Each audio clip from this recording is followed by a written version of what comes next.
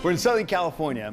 We made our way up the mountains right off of State Highway 2 in the city known as Wrightwood. And I'm here at the Grizzly Cafe with Leo. Leo. Hey, Joel. Thanks for having us, man. Thanks for coming up here. Tell me a little bit about how the Grizzly Cafe started. Back in 2000, we saw a need. My wife and I saw a need in our town that needed another restaurant up here. And I purchased the property, I designed the building, and we constructed it in 2003. It took us 5.5 months to get it going. And in December, we finally opened. And we've been here and going since then. Now, if I understand it correctly, we had gotten some feedback about your place, and someone said something about this being designed on a napkin. Yes, matter of fact, you're absolutely right. I sat down with my son-in-law, and we had, I designed the napkin to have the gift store and the restaurant in the same building. And now it's become kind of you have to come up here and visit here when you go to Wrightwood, right? It's a destination. A destination. We have lots of fans that come up here, from car clubs to bicycles to even motorcycles. So give us some numbers. Here in the city of Wrightwood, about how many people live here? There's about 4,000 people that live up here in Wrightwood. Wow. But it swells during the wintertime. To about? A lot of people. A lot of people. A lot okay. of people. So from 4,000 to a lot. To a lot. Those are good numbers. Yeah, because Mountain High is just right up the road from us, about 2 miles up, and we get a lot of traffic that comes through because they come right across the Highway 2, right in front of us. Do you have regulars that come here that actually live up in Wrightwood? Yes, we have our regulars that come here 2 or 3 times a week, but the locals are usually here Monday through Friday, breakfast and lunch, and then they kind of go away because the visitors all come in. Okay. And on the weekends, we don't see too many locals.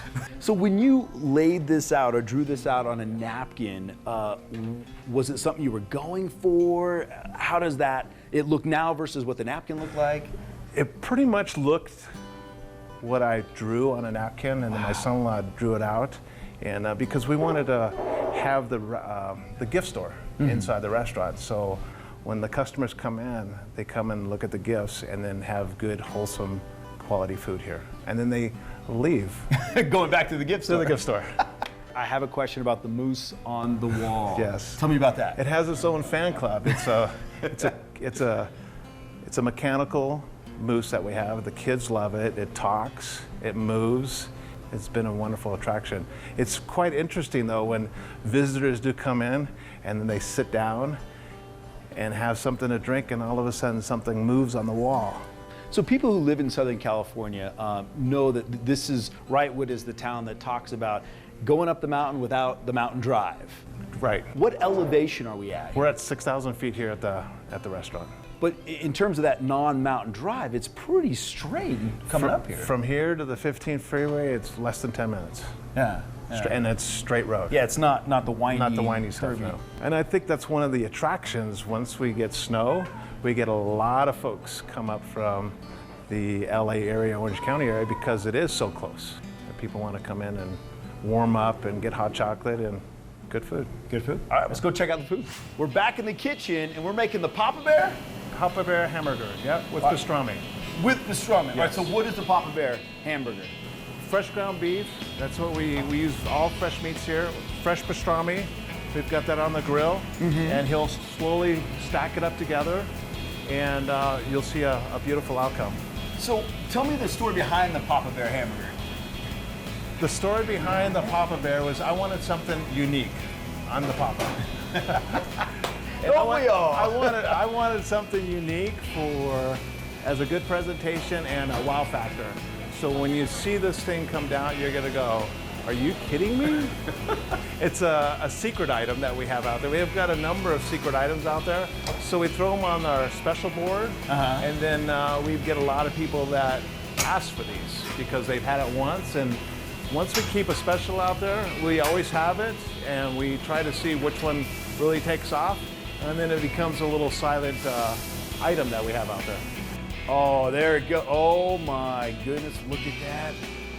Ooh, well, you put onions, tomatoes, Green leaf lettuce. green leaf, and the pickle. Oh, what's up with the pickle? Yeah. Oh my That's the goodness. Papa Bear. Look at that. I always go, look at my head compared to that thing. All right, so you told me about the sunrise sandwich. A BLT with an egg. BLT, so bacon, lettuce, tomato with an egg. Now, is this on the menu or? No, this is another item that's not on the menu, but we get a lot of folks looking for it because we have it on a special board, and then a lot of people follow us on Yelp. Yeah. So people look at Yelp and they see that sunrise sandwich out there. This is a Monte Cristo. Ooh, you just dip that in eggs? Yes. Oh. So it's a layer of 3 bread with turkey and ham and Swiss cheese.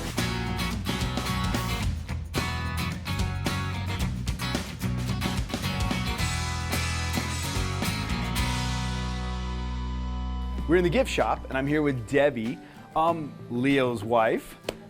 This gift shop was kind of a deep-rooted passion of yours. Yes. Because it started well before this store right here. That's right. That's right. I started in town on Park Street for about 9.5 years, and I carried clothing and a small amount of gifts with jewelry.